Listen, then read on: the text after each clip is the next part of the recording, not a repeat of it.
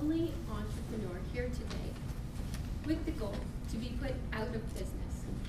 And the fact of the matter is, I will be put out of business by being extremely successful.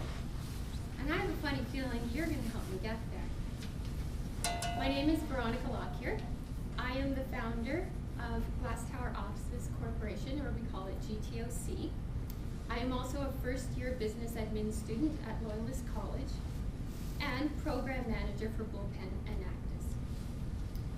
As a student entrepreneur, my goal here today is to give you an overview of the purpose of GTOC, of who our target market is and how we impact them, the personal determination, perseverance, and passion that I have applied to this business to make it successful, and the learning and guidance that I have received from my business mentors. And finally, the future vision of GTOC and where I am taking it. So the purpose of GTOC is to coach at-risk women who have been forced to start over, to provide opportunities in leadership, higher education, and sustainable careers, to provide housing for at-risk and poverty-stricken women, to differentiate GTOC from your standard shelters, and for GTOC to be financially self-sustainable. Finally, create an efficient tri-modular business plan that can be duplicated across the world. So who is our target market? It's all women that we know. It's educated women who have chosen to stay home and raise their families and then were abandoned after 20 years of marriage. And it's women who are coming from abusive circumstances. It's also our youth who have grown up within the cycle of poverty and know that they want better. And it's our widowed moms whose husbands have died and left them penniless. And yes, it is the homeless women as well who we rescue from their cars and from couch surfing. How do we impact them? Well, how the welfare system works is they do not help a person until they have hit rock bottom. What we do at GTOC is we teach our community to refer these women before that happens, and we coach them. We show them how to set goals to attain higher education, and we stay with them through the whole process, because statistics say if you do that, if you stay with them, it is a 93% success rate. Women on welfare are almost always limited to a low-level education, which leads to low-level employment, and they remain stuck within the poverty cycle. Through GTOC, we find the opportunities for a woman to receive a higher education and have a successful, sustainable career. And yes, we coach them and we stay with them. And so, as I started this, I created this vision of GTOC from a blank slate. And I found these women who were in desperate need, and they were struggling so hard, and they were failing. And so I started asking the questions. And the more I asked the questions, the more I realized there were no answers as to why our system was failing our women.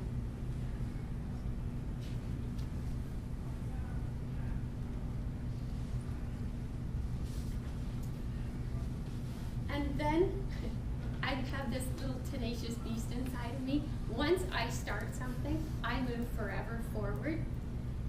And the women started coming to me. And they came to me because they wanted guidance. They wanted focus on how to attain this sustainability. And the more they started coming, it didn't matter that we had really no support in the beginning. The community saw these women's successes, and they began to take notice.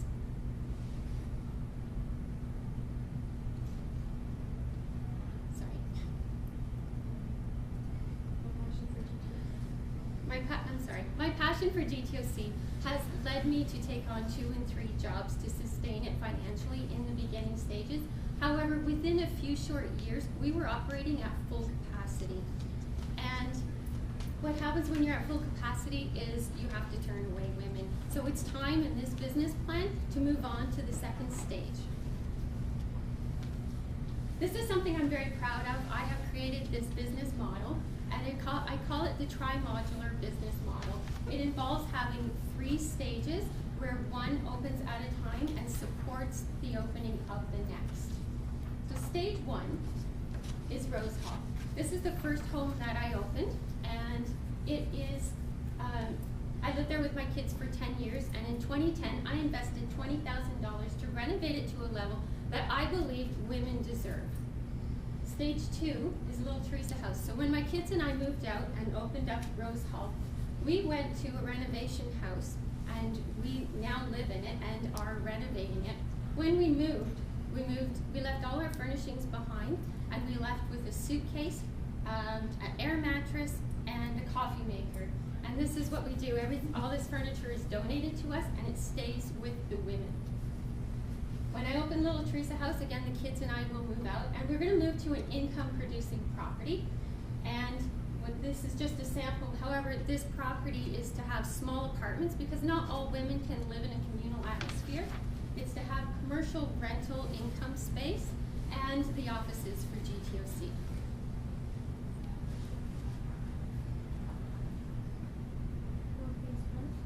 Pardon me? Well, phase 1. Go ahead. Okay. So a very important aspect to GTOC is the give back aspect. And when I enter into a coaching contract with the women, they are expected to have the responsibility of giving back and helping other at-risk women. So at Rose Hall, it sits on a farm, and we are starting a market garden farm, and they are helping me with this farm. As well, we have started an at-risk girls global leadership program, and the women are helping me with them. At Little Teresa House, they will be when it opens up, they will be helping with the public awareness aspect and the fundraising. And at the income property, they will be helping with the administration aspects of GTOC. And what this does is it completes GTO's mission that at-risk women are supporting at-risk women. And so when I first thought of this plan, I went to a business professor at Loyalist College, and he assigned 3 business students to create the plan for me. And from there, I took it to Queen's University, where they incorporated first as GTOC, and then more recently, I've created a not-for-profit division, and that I'm actually going to hand over it as part of the girls' leadership program. They are going to run the part of the not-for-profit division for the summer under my guidance. And then from there, I contacted every CEO, every CFO, every director, every person that I could to ensure that this plan was a viable plan. And I took the advice that they gave me, and I now use it within GTOC's operations and mission. So the idea with GTOC was to create a plan that can be duplicated around the world. I've already been asked to come to Toronto next and work with some of our shelters here. However, there are people right across the world that I've talked to, and they're saying we need something here as well. That's on the long term. On the short term, we need to open up Little Teresa House. I need to stop turning away women. And I have about 5 more years of school that I will be using all my education from to really tweak out this business that I've started. And I lost my space. Along the way, I plan to utilize my business knowledge. Next. Just last week. That's right.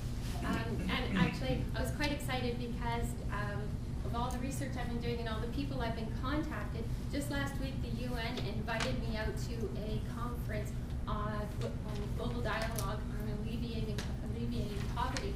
And the people that I met there were so interested in GTOC's global expansion vision. And so it kind of occurs to me that perhaps I'm not really explaining where I'm coming from in creating this business and my qualifications. My qualifications are actually my experience, and I've had to start over 10 years ago with my children, and when I came back, I just missed this button, sorry. When I came back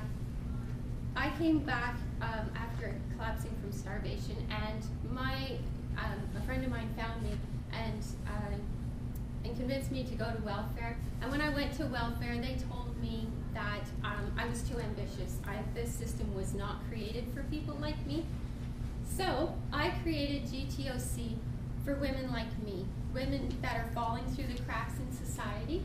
And when I came back, I can only say that every single day has been a worthy challenge. I absolutely love what I'm doing because I am changing the welfare system. And it may be with baby steps, but it's definitely happening. And now we can count, our communities know, they can count on GTOC to help with their mothers and their sisters at the value that they deserve.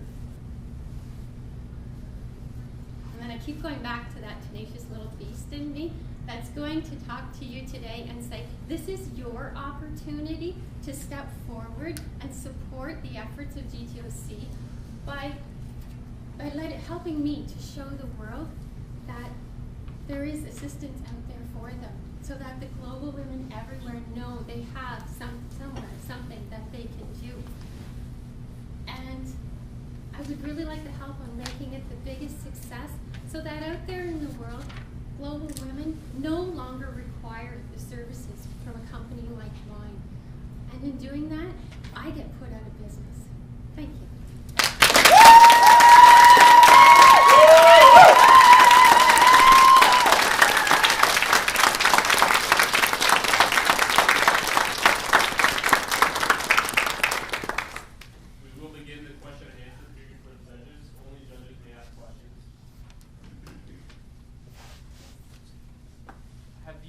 It sounds like right now you're surviving mainly on donations rather than income. The next stage will be income.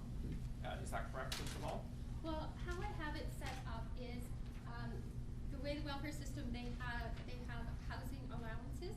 So the women actually pay for their rooms, and in doing that, they're creating value within what we are building together, and that's really important when you are helping people rebuild themselves.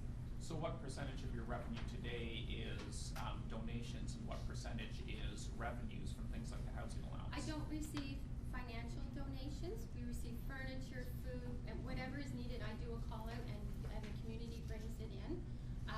But just the money that is coming in from the one house is enough to sustain that house and do minimal renovations in the next one.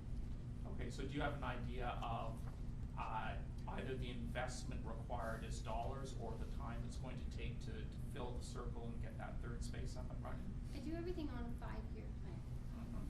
Okay, I've changed it up a little bit because I decided to go back to school, so it probably will take a little bit longer, but at this point I am 2 years in, so I still have 3 years to get Little Teresa House open and the income property open.